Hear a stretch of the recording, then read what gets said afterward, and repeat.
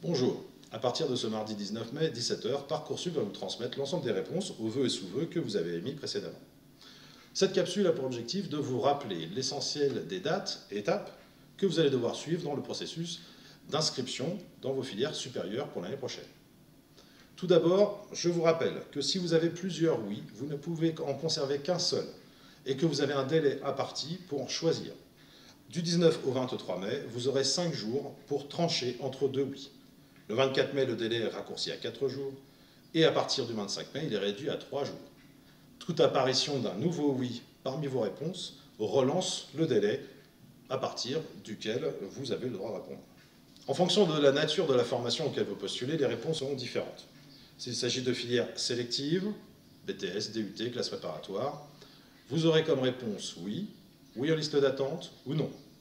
S'il s'agit d'une position en liste d'attente, elle sera mise à jour de façon quotidienne et je vous invite à consulter régulièrement l'évolution de votre classement.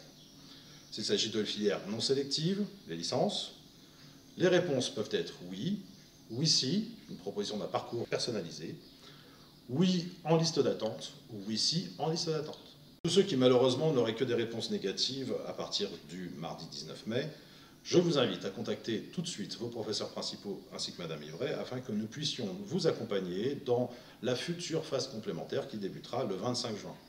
Il s'agit d'une phase où vous aurez à émettre 10 nouveaux vœux sur des formations qui disposeront de place à ce moment-là et qui ne vous auront pas préalablement déjà répondu de manière négative. La phase complémentaire s'ouvrira pour tous du 25 juin au 11 septembre prochain.